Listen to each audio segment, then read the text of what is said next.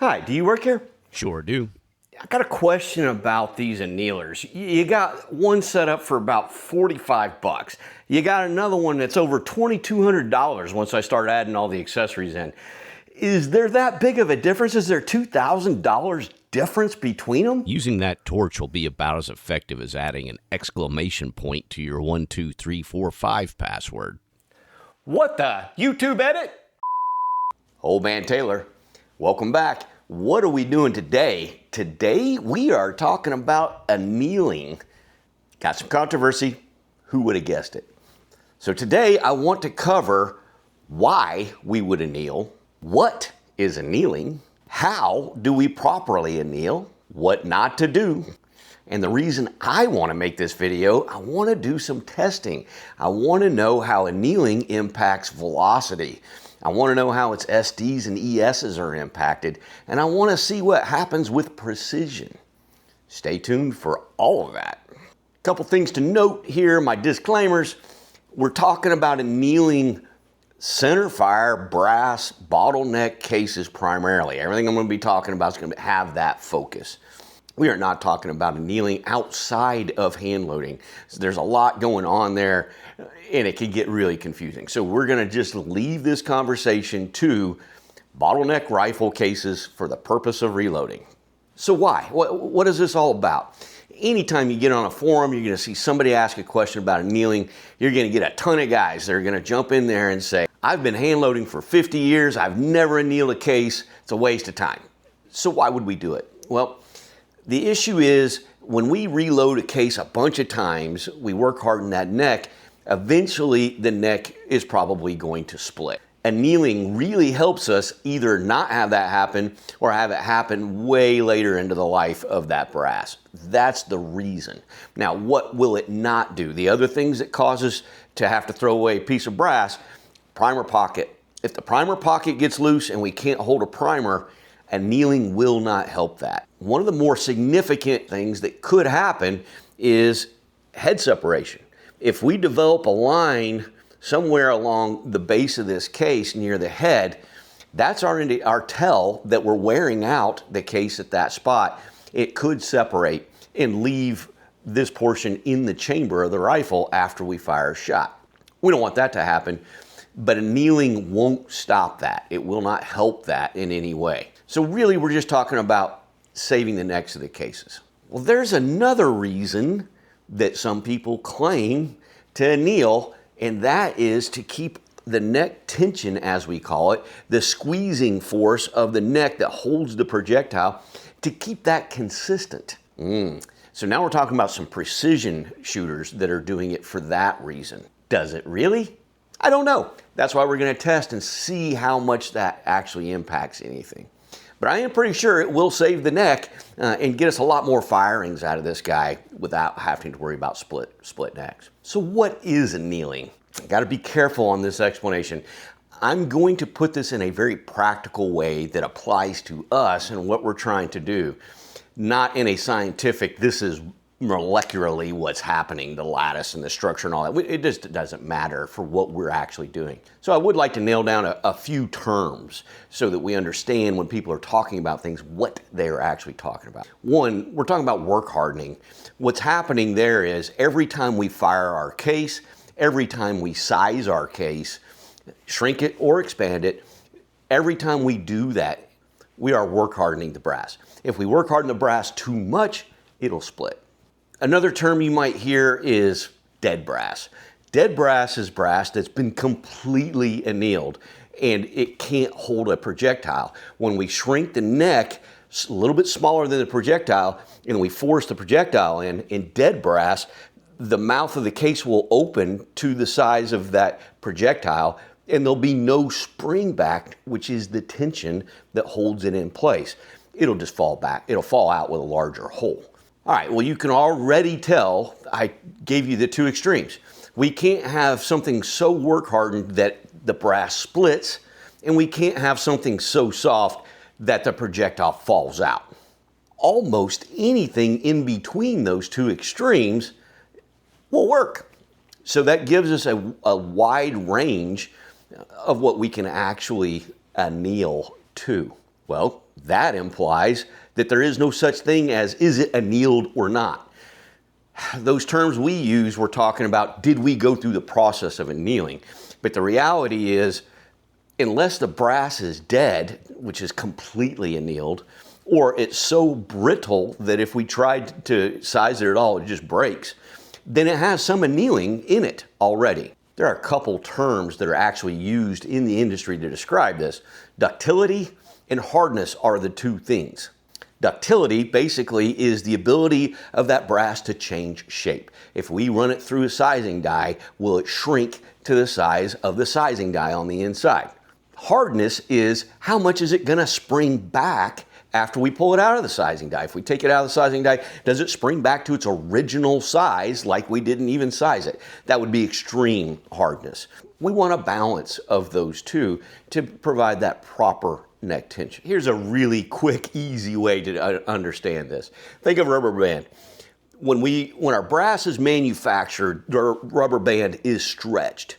When we work harden this brass by firing it or sizing it, we're going to stretch it a little bit more. Every time we do that, we stretch it more and more until we get to the point where rubber band breaks. When we anneal, all we're doing is relieving some of that stress. If we relieve all of that stress, we end up with dead brass. So we want to relieve some of it, but not too much. It's a fine line. So how much? That's the big question. How are we going to measure that, and how are we going to know we've got the right amount? So let's start with the manufacturer. When the manufacturer is making this piece of brass, they have to anneal it. I've heard folks online say, I always buy Lapua brass because it's been annealed. Well, guess what? Everybody's brass has been annealed. When they make it, they have to anneal it. The question is, how many times and to what tension are they leaving it? That is proprietary. They all do it a little differently. They start out with a piece of brass and they have to form that piece of brass into this finished device. Well, along the way, they're going to work harden it. So they have to relieve that work hardening and press it the next time, and then press it the next time, and then press it the next time. Some of these operations, about half a dozen times they're running this through a press to get it this size, along with other things like trimming and cutting the grooves, drilling pockets, all that stuff, right?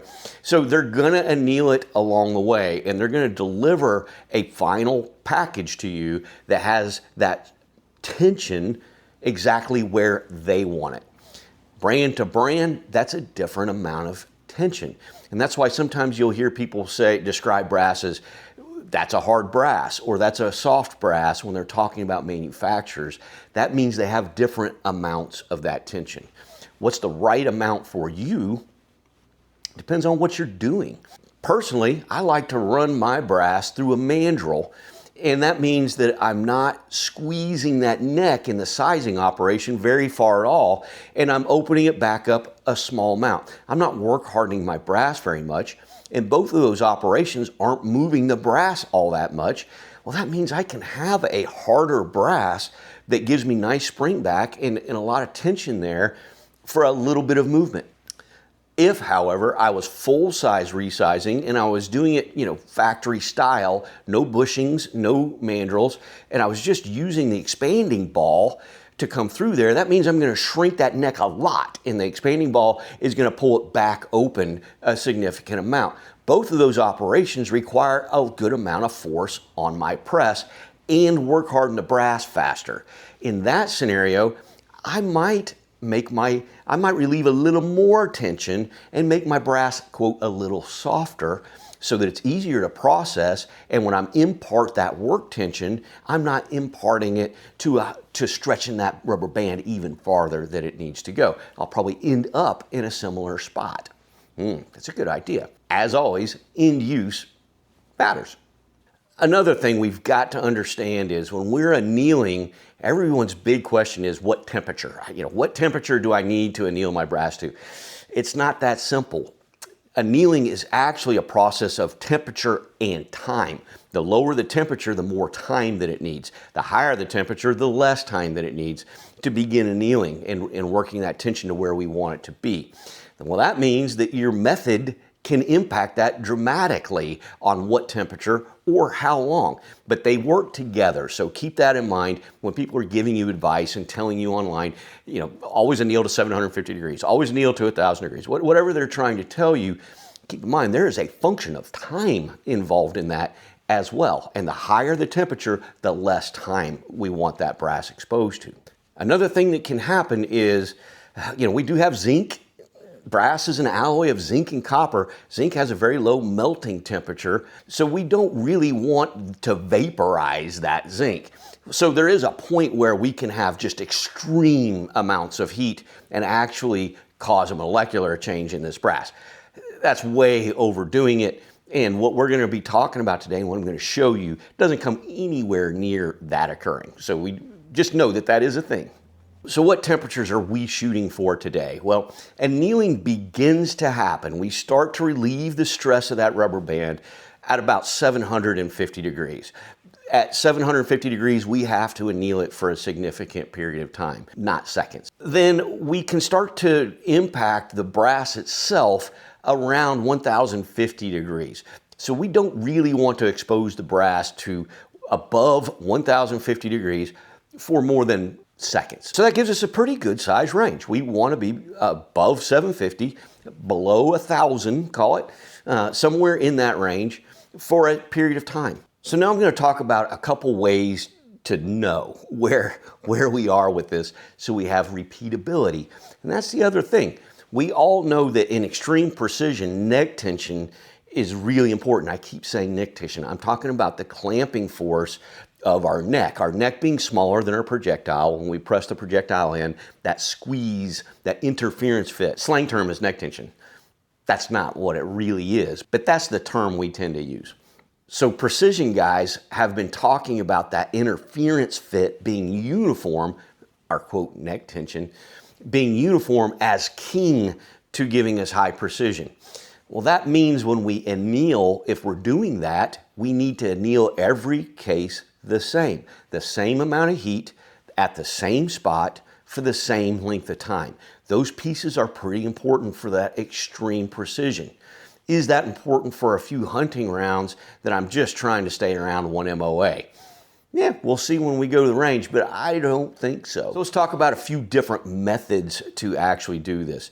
There is a way to do this chemically, and I'm not going there. That is not for your average DIY guy. There are some extreme folks that are doing that. More power to you. That's not what I'm going to cover in this video. What I'm going to cover in this video are the 3 most common methods that we use. One, sitting right here, a propane torch with a flame, and we're going to rotate that brass in that flame until we believe that it's annealed to the amount that we want, and then we're going to drop it in ice water, something like that. Socket method is what I call that. It's pretty effective, but I've got to hold one of the two things. I'm either holding the drill over the flame, or I've got to hold the flame at the drill. That means every time I do it, there is a probability that I'm not going to get it exactly the same. Well, the second is timing. I'm timing that in my own head or with a stopwatch or something like that. So I may be off by half a second sometimes, right? That may not be the absolute most consistent method of doing this. The other challenge is I got to load each piece one at a time and stand there and count with the flame and all the rest.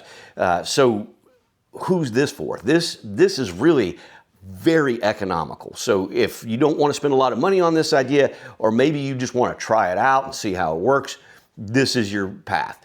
If you're a very low volume loader, if you're loading 100 rounds a year, something like that, who cares? It's no big deal.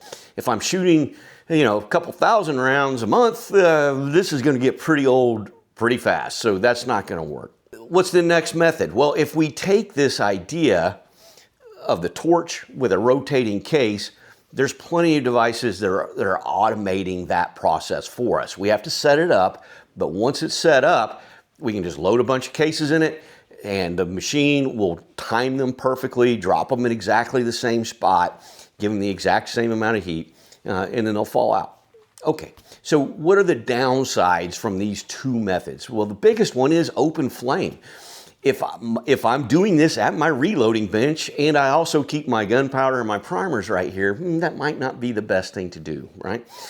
So I'm almost going to have a dedicated space away from where I normally process those two things to safely do that. I also may be a loader that likes to load in the basement. Well, if I'm putting off all this gas from a torch, is that something I want to do in my basement? Probably not. So ventilation can be an issue with both of these just because I've got a torch. Another problem I might have with consistency, especially on the automated machines, if I'm using these small bottles of propane, as the high pressure gas is going through a small orifice into a low pressure zone, there's a refrigeration effect that happens. I just described DX refrigeration. Well, that's going to cause my bottle to chill. It's going to become cooler. Well, when it becomes cooler, the pressure inside is going to go down. When it goes down, my flame is going to retard. That means if I run this bottle for long periods of time, like on my automated machine, I'm throwing more than 100 rounds through this thing, my flame is going to retreat and become smaller and smaller.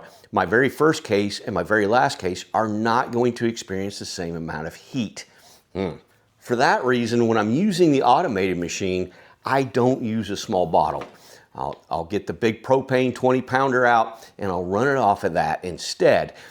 That big container will still see that same effect, but about 20 times lower. So after I run 100 rounds, I'll check that flame, and if I need to adjust it, I will, and I know that it's gonna be good for another 100 rounds. And the third thing, these two have been around for a long time, is induction. In induction, we're using a coil to heat the brass itself. We have no open flame, so we solve all the problems from running a torch, but we're gonna heat that case and it's going to heat up and have the exact same issues over annealing or under annealing if we don't time that exactly right. Downside, the price. The starting price is about twice what the automated propane system is. And that's the starting price. We can move up and spend $1,500 or more on a machine that will do this for us very precisely every single time. We can spend more money and get it to feed automatically and all of those things. So those are the three primary methods that most hand loaders that are annealing are digging into. What I would like to do today is take us through the automated system with the propane torch. I think that's probably one of the more common methods. Everything about setting it up applies to the drill method, and I think that's going to cover the majority of the folks in our audience today. If you're doing induction annealing, pay attention to the colors, pay attention to my paint, and you can still use both of those ideas for induction annealing just the same. Let's go through the process of actually setting this up. So we're annealing the right parts the right way and not the wrong parts the wrong way. I've got an automated annealer here. There's a bunch of different brands of these. They all really work in a very similar method. And that is, I've got a torch. And in this case, I am set up to my large tank off camera. I can load my brass into the top, and then I'm going to have some mechanism that's going to turn my brass and drop it into the fire for a specific amount of time. I can adjust that time. So the first bit is the flame. We want the flame to hit the top of our case somewhere in this shoulder area or slightly higher towards the neck a little bit. We don't want to heat this head above 750 degrees. If we do, we will soften it. It's not going to hold primers very well. The pockets are definitely going to expand. And if anything happens down here to the case, there's no recovering it. So we want to be sure our heat stays in this range. In order to do that on demonstration today, I'm going to use a special paint called Tempilaq. You can buy this in specific temperatures. You don't really need this, but I am going to show it since I do have it. And when I set up my system for the first time, I did use it to be sure my heat wasn't going lower than I wanted it to. So if I add a little bit of Tempilaq across here, I'll be able to see what changes color above 750 degrees and what doesn't. So that's going to give me my minimum temperatures. I've got to make sure that I have at least enough heat to heat up the shoulder area and slightly below there at least to 750 degrees so the annealing process begins. Then the second thing I'm going to want to do is watch the mouth of this case, and when it starts to glow red, that is telling me it's at 1,000 degrees, about the highest temperature that we want for any real length of time. So to do that, to set this very conservatively, I'm going to set this on the safest side, which will do the least amount of annealing, still give us the result that we want. I'm going to do that by turning off the lights. Then when I'll be able to see that glow sooner than if I do it with the lights on. If I'm planning on annealing every single time for consistency, what I'm going to show you here is enough to anneal this case properly without overdoing it. So I'm going to shut off my lights and I'm going to look for that really faint glow. When I see that, I know that I'm set just a little bit higher than I actually want. I'm going to turn my time down just a tiny amount from there. And I'll run some through in process and we'll be able to see what that looks like with the lights on. And I'll turn off the lights while we do it so we can see what it looks like with the lights off. So I'm going to run one case at a time. I'm going to paint one with Tempilaq to make sure that it's set. I'm going to watch my temperature and make sure that I get a glow. Here's another thing to note. I can run an under annealed case through a second time and anneal it a little bit more. It won't hurt a thing. They don't add together. But if I over anneal, I can't take it away. So I always want to start on the conservative side of what I'm targeting. I'm going to slowly add more heat, or more likely, I'm going to slowly increase the time that my case is in that heat. Now, when I go to set my heat, this is another repeatable thing that I want to be able to do from batch to batch, from reloading to reloading sessions. So I'm going to look for an index when I actually fire the torch.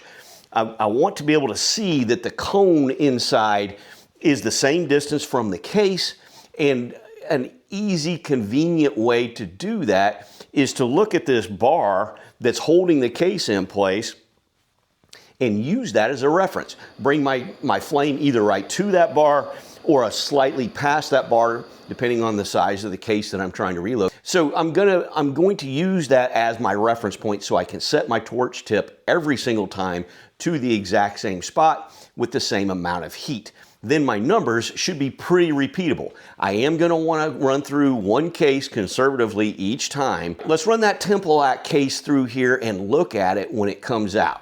When we can see in this, the paint is burnt up where we want it to be. It's not burnt below. So that gives us a line of what actually experienced some annealing. Obviously, the closer we get to that 1,000 degrees, that tip, the more intense that annealing was. So my neck was annealed much more than, down by the bottom where the paint burned off. And the Tempilaq's probably not required. It is expensive. It's hard to get. You only need a tiny bit of it. Maybe borrow some from a friend if you can. Going by the visual method, as long as you get just a touch of glow or a bit more, you're going to be in that range of what's proper. All right, let's run it and take a look.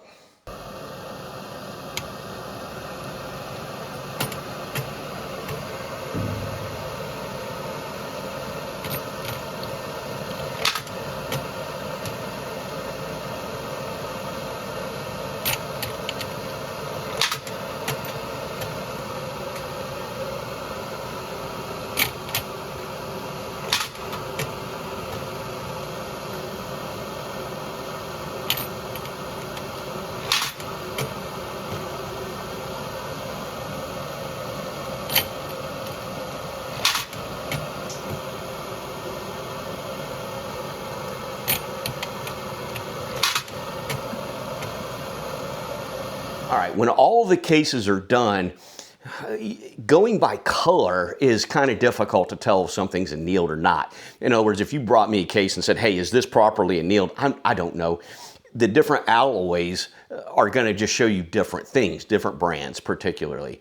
What you want to see when you're looking for your pattern, your color pattern on the case, is that they're all the same from the same batch. You shouldn't have any extreme differences in that coloring. If you do have an extreme difference, then something is wrong with that particular case. It's a different alloy, so it's going to give you a different different neck tension in the end, which may affect your performance, or one of your settings wasn't consistent. Your tank started running out of gas, for instance, and your flame got smaller, or your timing mechanism is not timing exactly the same every single time, right?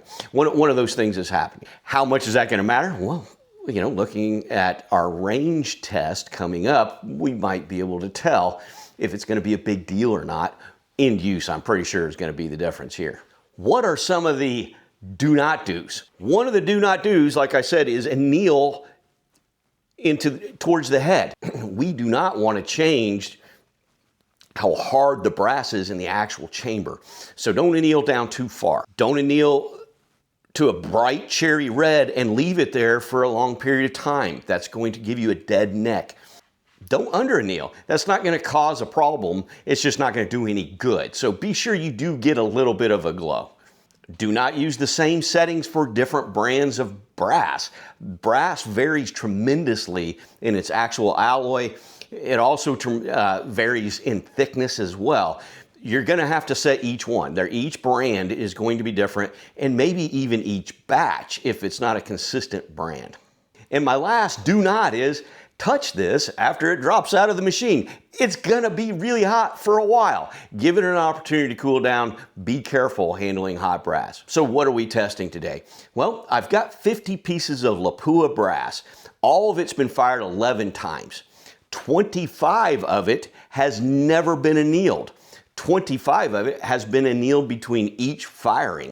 We're gonna load those up into 25 and 25 using 168 grain Sierra Match Kings over in 140. This is a load we've seen on this channel. It's pretty dang accurate at 100 yards. I'm going to shoot those in 5-shot groups, 5 not annealed, 5 annealed, and we'll go back and forth all the way down, taking plenty of time, trying to let that barrel cool down as much as we can here in the summer. Let's see what happens. I'll see you at the range.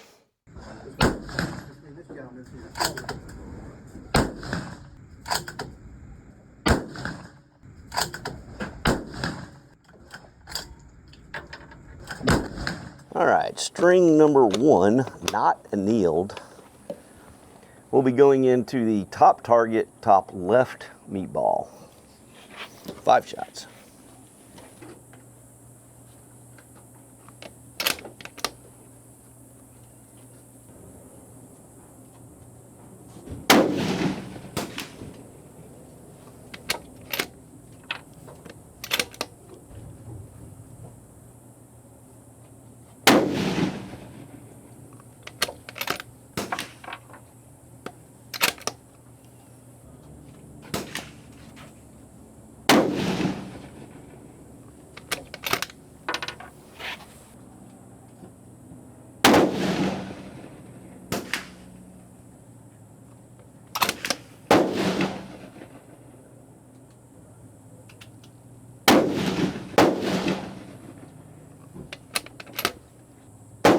Okay, looking through the scope there, looks like the first group is going to be pretty hard to beat. That's pretty tight. Those are not annealed, so that's going to be a challenge to see if our anneal can do that. It'll also be interesting to see if we can hold that through the next 45 shots. String 2, this is string 1 of annealed, so this will be going into the bottom target, top left meatball. Well, I just put a new one up.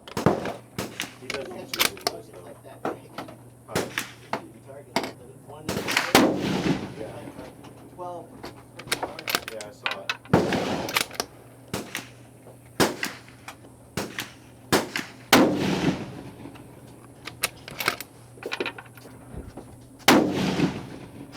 Sorry, buddy. So I'm switching to these.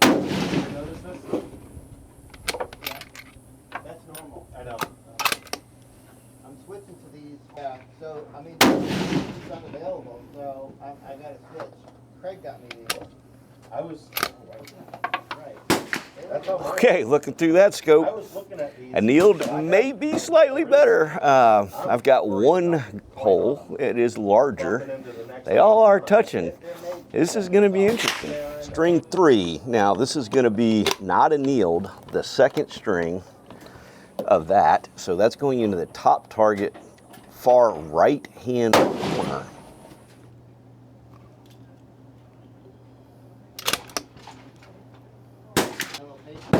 Yeah. So I changed my positioning too, so I was screwing up a little bit, but I think it's better with it. In them. And it's hard to nail it down. And then pretty soon. He's, right now, he's testing rounds. He's got 5 different rounds here. I might have to go look at those. I've been looking at them. They were expensive. I know, they're like $45 a box. Oh, thanks, bud. I didn't know if you wanted it. One of the questions that's going to be coming up is how hot's the barrel? We definitely opened up on the top right versus the top left, and you know, it looks like, well, you know, maybe I sat down and shot the first 5 tight and something. Well, a couple points here, a couple points to make. One, those were not the first 5 shots I shot today. I shot 10 prior. To make sure I was hitting where I wanted to, just to get comfortable, make sure I was shooting right.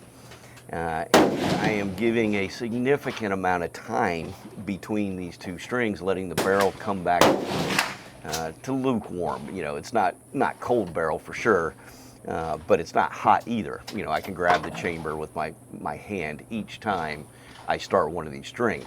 So it's going to take me all day to shoot these the heat, you know, that we've got out here. I'm an hour and 15 minutes into the first 15 shots. So just understand, it's not the barrel and it's not the shooter, you know, getting cold and then wearing out or something like that. This is string 4. This is going to be the second string of annealed. So these will be to the bottom target right-hand meatball. Barrel is cool. And by the way, our SDs at this point of the combined shots is 7.4. So we'll split that up into annealed versus not annealed. Right now we're at 7.4 with all of them combined.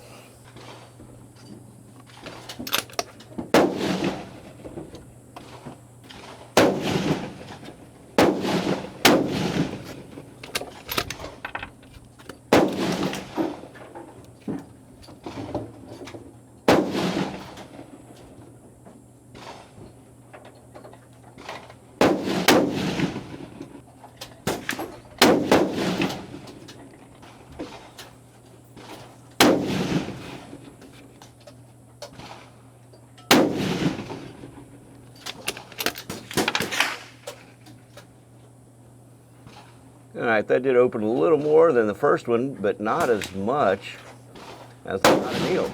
Interesting. String number 5, and we're going to be shooting not annealed. This is the 3rd group of those. This will be going into the top target, the center bullseye. Maybe I'll go up 3. You want 2? Yeah, I'll put it 2. This should be an inch. Yeah, from the center up is 1 inch. Right. And 2 inch. You only have 1 there. The other. There's But when I moved 4 clicks, ½ inch per click. Quarter. we need to tell the electronic thing set up. All right. Well, not annealed. We're gonna let it cool down, and then. Just produced But I would still like a group about as good as annealed. Re-zero with those. Really tight. All 5 rounds touching. And then. All right, we'll see what happens next. Our SDs sitting at 8.5 for the combined 25 shots. String number 6. This is going to be the 3rd string of annealed. These will be going into the center bullseye of the bottom target for group 3 of annealed. Okay, to adjust it up for 300 yards, shoot it at 100, it should be like 20 high at that. You know, 1 block, 2 block, half block. Double check to make sure you're on the right path. If you want to, but you do it. You want this? Little cowboy.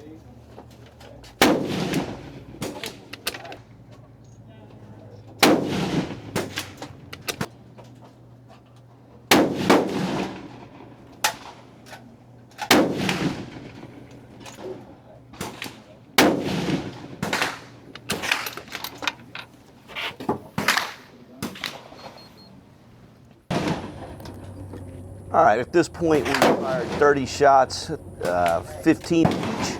The combined SD has moved up to about 10 and a half. So once again, we won't know until we break them out, but there's not a giant difference between the two loads, clearly. This will be group 7, string 7, and this is going to be the 4th string of not annealed. This will be going into the top target, bottom left meatball.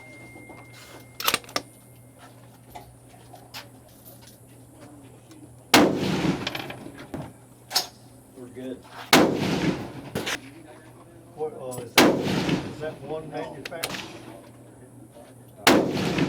When they reload, we gotta reload. So stay in Tyler's old. If you ever want. Might be the worst group of the day. It is so far. So this string will be the 4th string of annealed brass. This is going to go into the bottom target. It's going to go into the bottom left meatball. See what happens.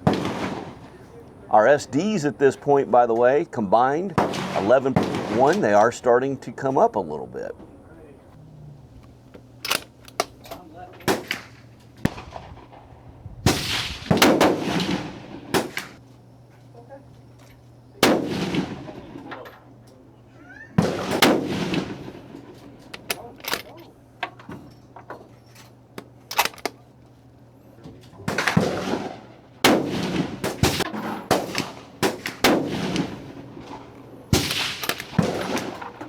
All right, not too bad. We're starting to tighten up a little bit.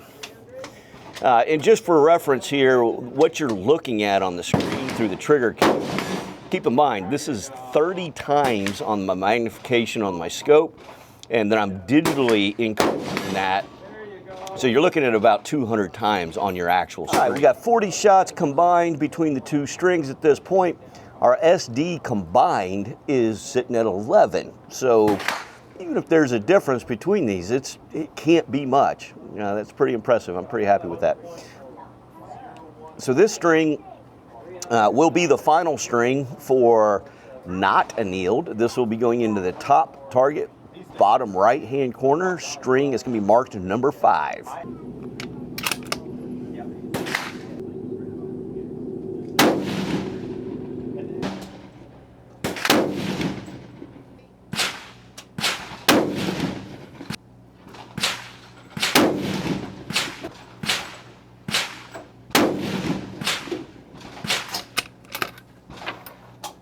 Right, not annealed, 25 shots in the bag. Number 10, this is the 5th string of annealed. This will be going into the bottom target, right meatball.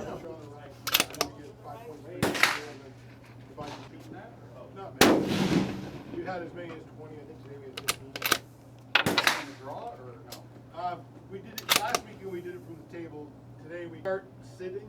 2 shots, 2 targets, 4 shots, stand and run over them, move it find the road here or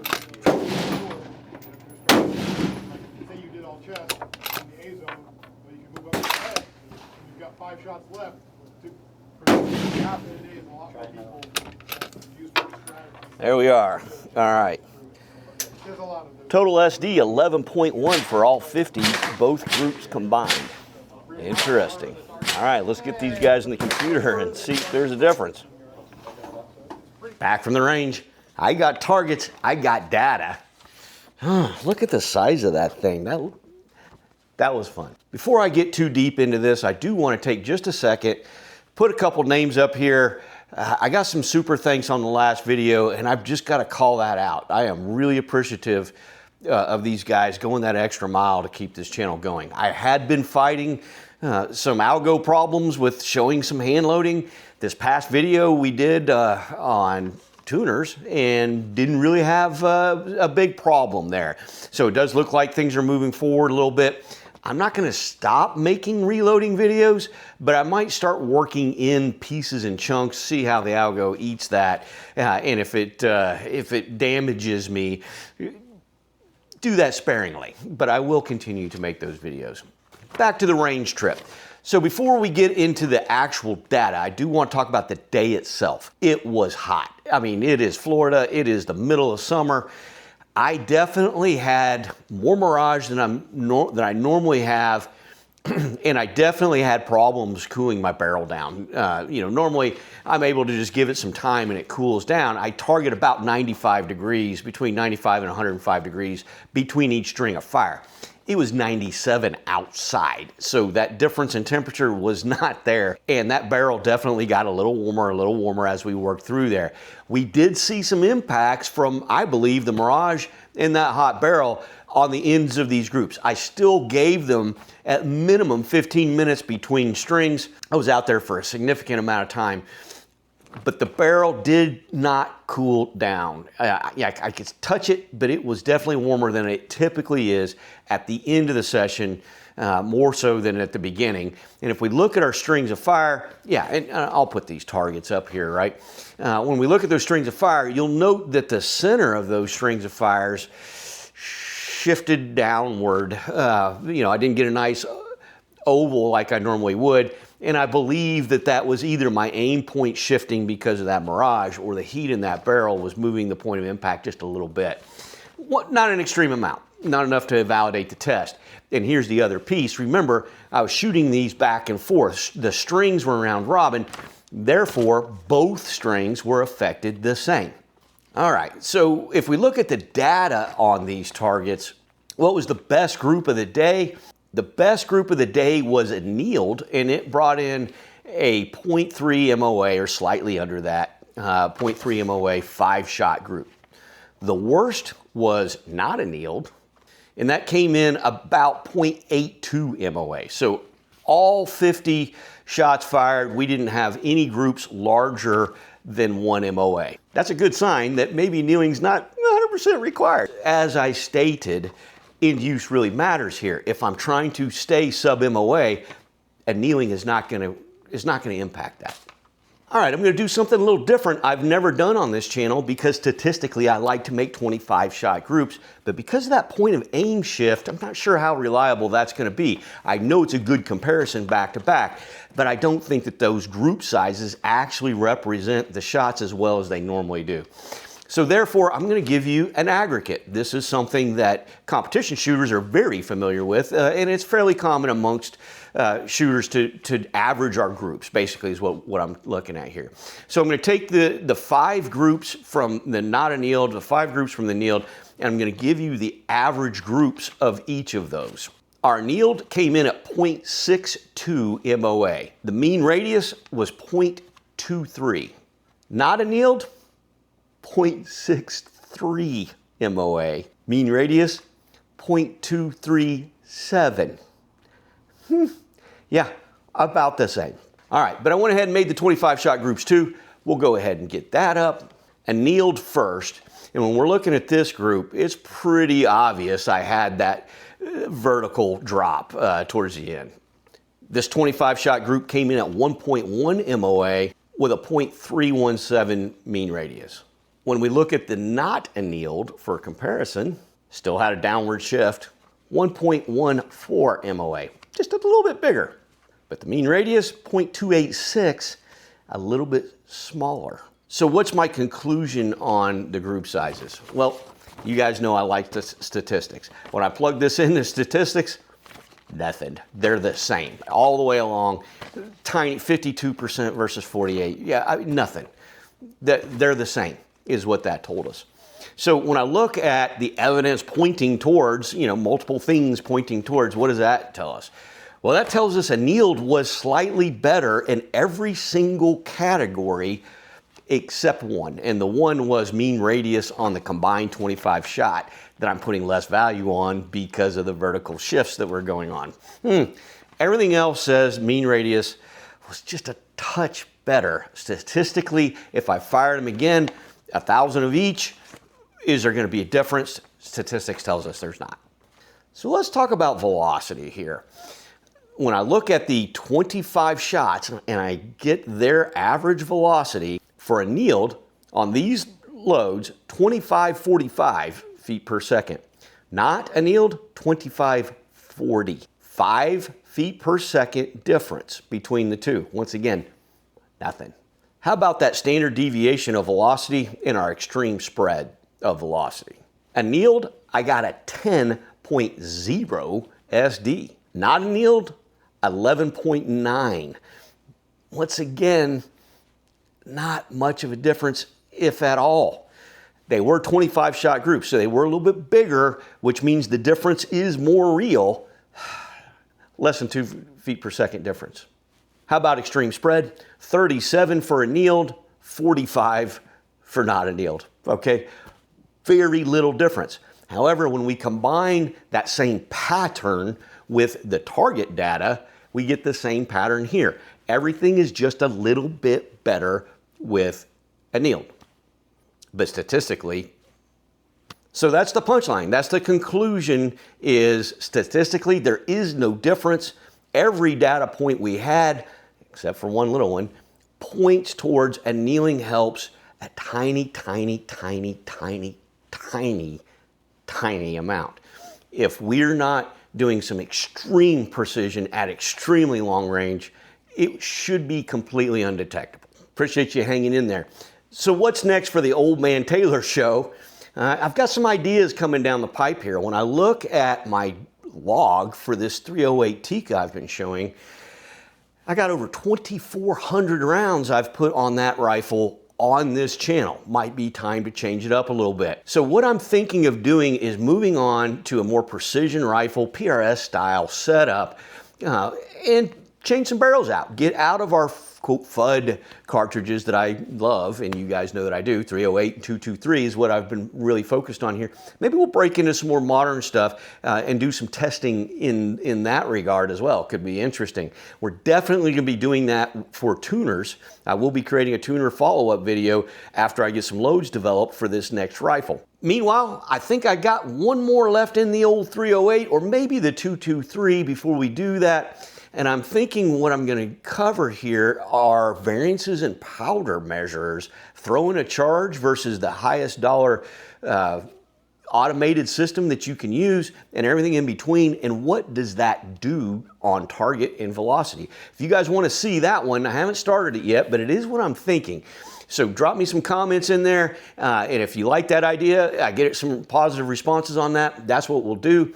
But be looking out for some less fuddy cartridges in the future, and a follow-up to some of the tuner work.